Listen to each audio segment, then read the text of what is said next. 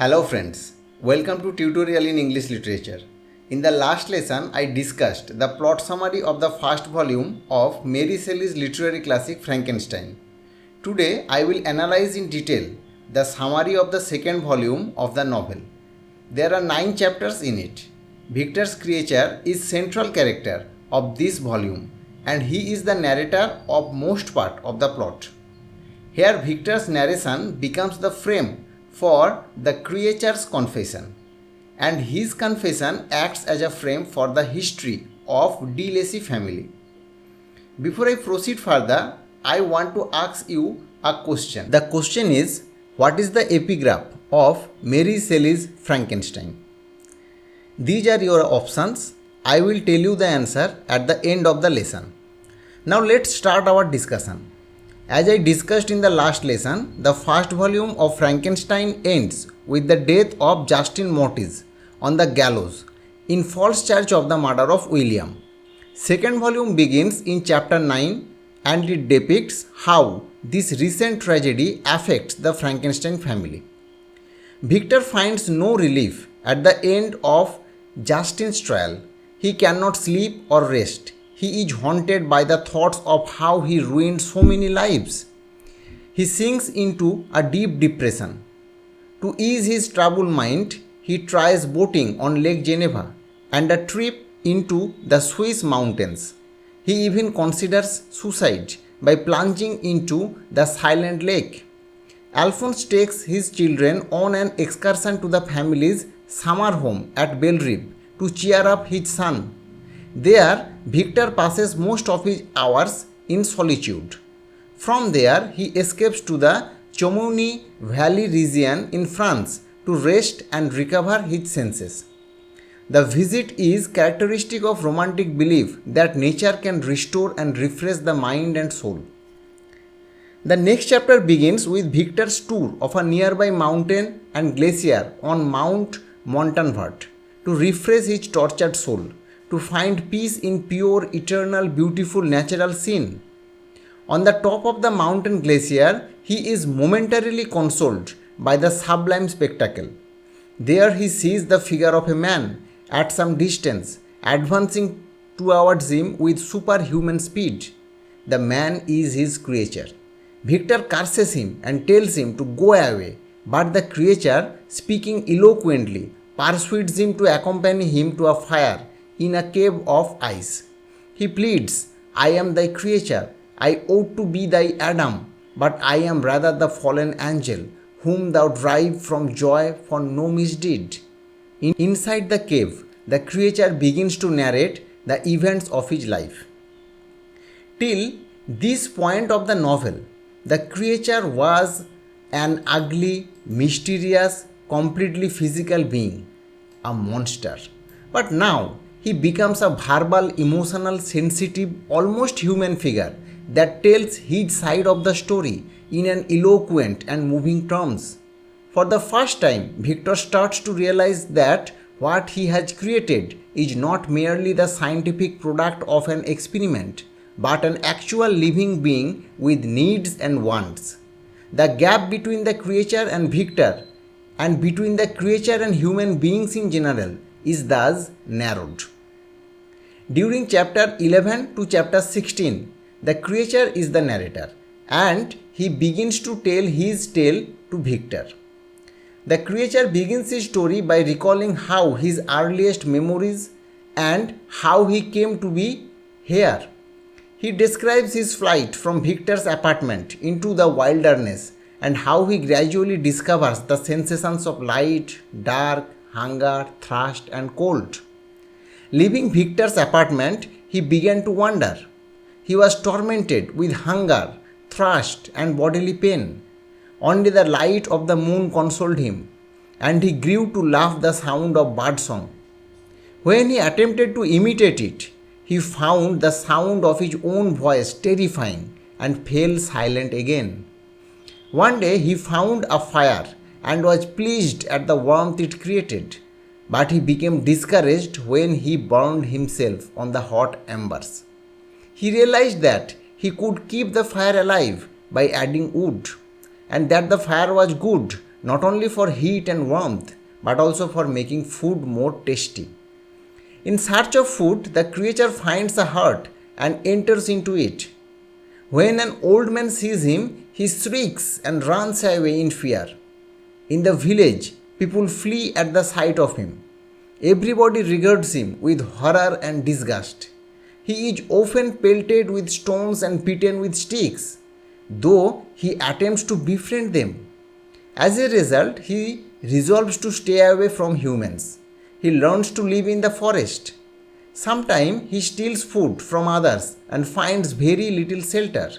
He does manage to find a hovel attached to a small cottage.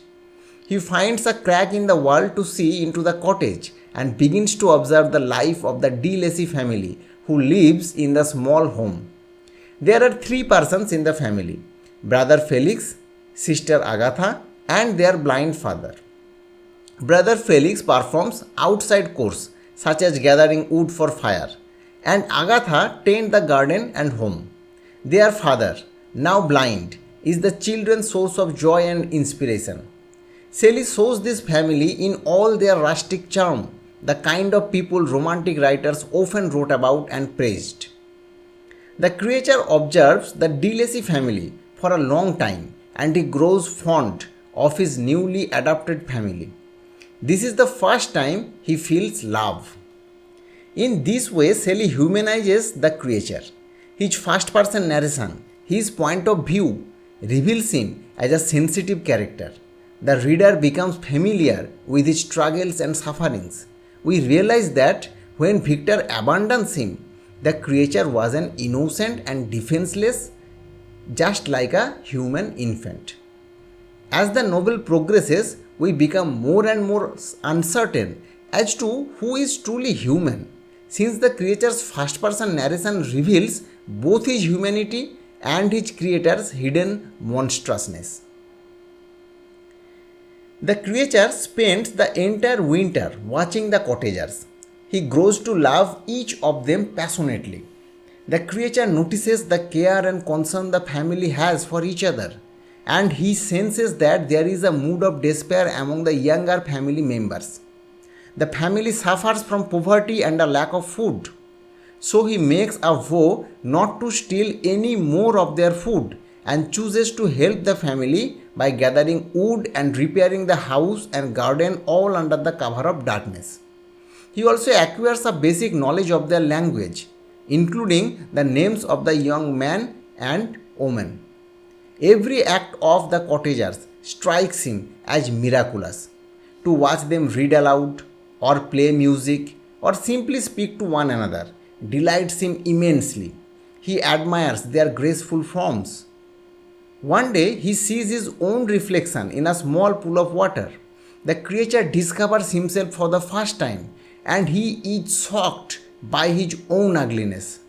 As the temperature rises and the winter ice melts, the monster takes comfort in a suddenly green and blooming world, glorying in nature's creation. For a moment, he is able to forget his own ugliness and unnaturalness. He dreams of presenting himself to De Lacy family, hoping that they will look favorably upon his good deeds and not at his outward appearance. Thus, this chapter details the creature's deep longing to join human society. In essence, he is still a child, with all of a child's innocence and capacity for wonder. In the next chapter, the creature relates how Felix unites again with his lost love Sephi, a Turkish woman. Felix had rescued Sephi's father from death in France and had placed her in the protection of a convent of nuns. When spring sets in, she arrives at the cottage on a horseback and asks to see Felix. Felix is overjoyed, ecstatic to see her again. The mood of the whole household also brightens. Sephi makes an earnest attempt to learn the De Lacy's language. The creature secretly takes part in her lessons and in this way finally begins to master the art of speech. He also learns to read, and since Felix uses Constantine Francois de Volney's Ruins of Empires to instruct Sefi. He learns a bit of world history in this process. He grows to understand the manners, governments, and religions of modern man, and weeps over the atrocities that human beings commit against one another. Upon hearing of man's obsession with wealth and class, the creature turns away in disgust. He wonders what place he can have among such people, since he owns no property and is absolutely ignorant of the circumstances of his birth. The creature curses his newfound knowledge, which has caused him to regard himself as a monster and an outcast. Was I then a monster? He asks, a blot upon the earth from which all men fled, and whom all men disowned. At chapter's end, he is friendless, loveless, and almost completely without hope. In the following chapter, the creature tells his history of the de Lacy family. Only a few months previously, they lived in Paris. The old man, de Lacy, was once an affluent and successful citizen in Paris. Felix was serving as a civil servant, and Agatha was ranked with ladies of the highest distinction. Their luck changed when Felix secretly helped Sefi's father to escape from prison. Sefi's father was a wealthy Turkish merchant. He had been a businessman in Paris for many years. Sefi's father was unjustly accused of a crime, and all of his property is taken away. He was thrown into prison and later sentenced to death. All of Paris knew that racism and hatred of the merchant's Islamic faith were the true cause of his imprisonment. Felix, horrified by this injustice, visited him in prison and met his daughter, with whom he immediately fell in love. Felix vowed to do everything in his power to liberate him. The merchant, however, loathed the idea of his cherished daughter marrying a Christian and hit upon a plan to betray Felix and take his daughter with him to Turkey.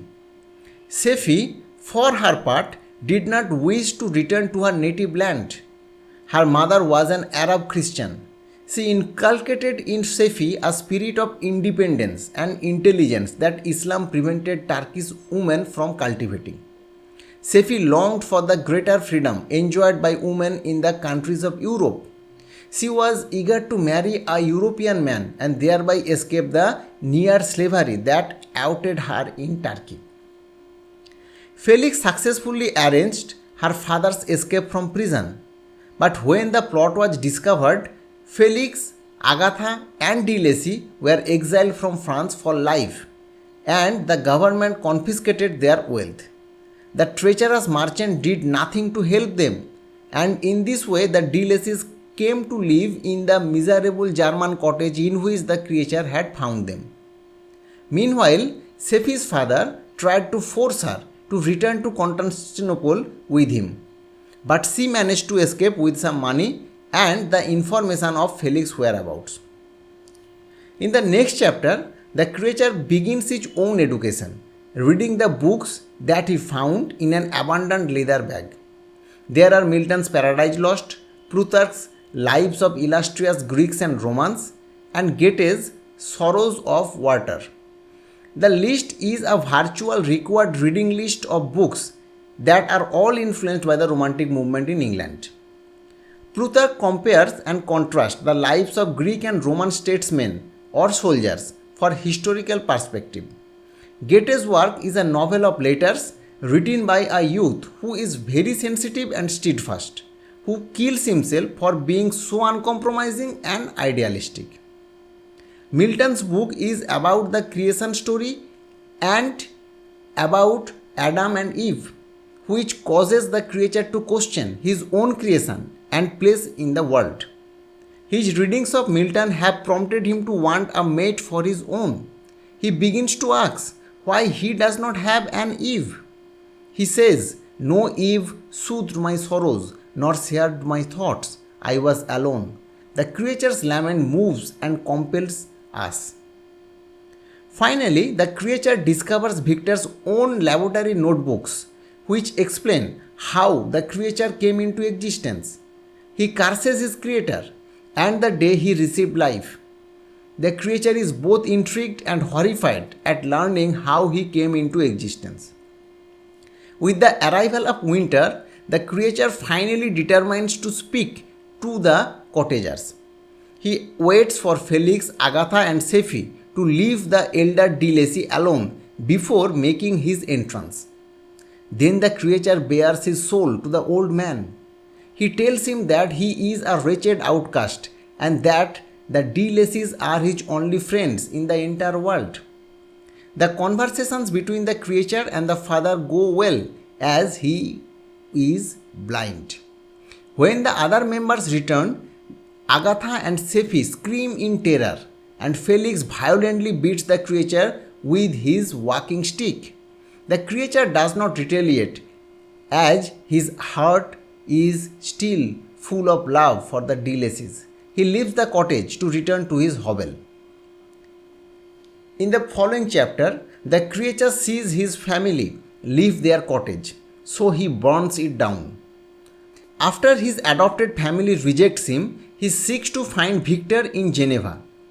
Along the way, the creature saves a little girl from drowning in a stream, but he is shot through the shoulder. He is not seen as a savior, but is shot as a villain. He curses all men, and inflamed by pain, he vows eternal hatred and vengeance to all mankind. He passes the autumn, winter, and spring in the woods, traveling only at night to reach Geneva.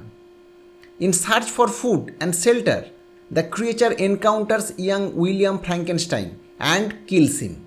He claims, "I too can create desolation. My enemy is not vulnerable. This death will carry despair to him, and 1,000 others' miseries shall torment and destroy him." The monster takes the locket from William, goes into a barn for rest, and finds Justin sleeping in the hay. He puts the locket of William's mother into Justin's pocket. The chapter 16 ends here. In the chapter 17, the creature and Victor finish their conversation. Victor resumes his narration at the start of this chapter. The creature tells Victor, "You must create a female for me with whom I can live in the interchange of those sympathies necessary for my being." Victor refuses and then later relents to the creature's wishes. He argues that their joint wickedness would be enough to destroy the world. The creature says that he is only malicious as a result of his misery. Why should he meet men's contempt with submission? If he is met with hatred, he can only respond in hatred. He appeals to Victor for sympathy and asks Frankenstein to provide him with a lover to share in his suffering. The creature further promises to move far away from continental Europe to the wilds of South America. He convinces Victor to recreate once again the process first used on him. Victor sees the creature's point of view and agrees to create a mate for him. So we can conclude that in the second volume, Mary Shelley has highlighted the ambiguous moral status of both Victor and his creature. Who, Shelley insistently asks, is the true monster? Is it the creature that Victor abandoned? Or is it Victor himself who obsessively fantasizes about taking his violent revenge upon the creature he himself created? Shelley suggests that the creature's misdeeds are caused by the enormity of its suffering. At heart, he is essentially good and, more importantly, essentially human. If he is monstrous, no one but Victor is to blame. Now, let's go back to the question. The correct answer is option A. Let's discuss briefly what is the significance of this epigraph. First, we should know what an epigraph is. An epigraph is a short quotation or saying at the beginning of a book or a chapter intended to suggest its theme. Shelley has chosen for his epigraph a quotation from Paradise Lost, the book the creature also reads with wonder and awe as a part of his self-education. There are many other references to Milton's epic poem throughout the novel. The epigraph suggests the need to keep the story of Milton's epic in mind when reading Frankenstein. These lines that Shelley has chosen as epigraph appear in Book 10 of Paradise Lost, when Adam laments his fallen condition. The epigraph immediately encourages us to associate Victor with God and the creature with Adam. This seems appropriate since, as creator, Victor assumes the role of God, and the man he creates is the creature. However, while the creature certainly fits the role of Adam, he also becomes the demon, assuming the role of Satan, the fallen archangel who engineers the fall of Adam and brings sin and death into the world. When the creature confronts Victor after the murder of William, he declares that he has been changed by his exclusion from paradise. I am thy creature, I ought to be thy Adam, but I am rather the fallen angel, whom thou drive from joy for no misdeed. Expelled from human society, the creature falls from light into darkness. The creature also compares himself to Satan and echoes Satan's words in Paradise Lost. As he says at the end of the novel, the fallen angel becomes a malignant devil. His resolution to commit acts of aggression against people around him echoes Satan's evil, be thou my good. Victor similarly links himself with Satan, the fallen angel. While the creature's horrific acts of savage violence makes him a Satan, Victor's pride and ambition, his hubris, brings him closer to Satan. In attempting to displace God, he demonstrates the same pride as Satan, who had similar aspirations. Commenting upon his torment of guilt, Victor recognizes that, like the archangel who aspired to omnipotence, I am chained in an eternal hell. Victor's hell is within him. It is hell as a psychological state. But this is also true of the hell so powerfully described by Satan in Paradise Lost. That's all for today. Thank you for listening.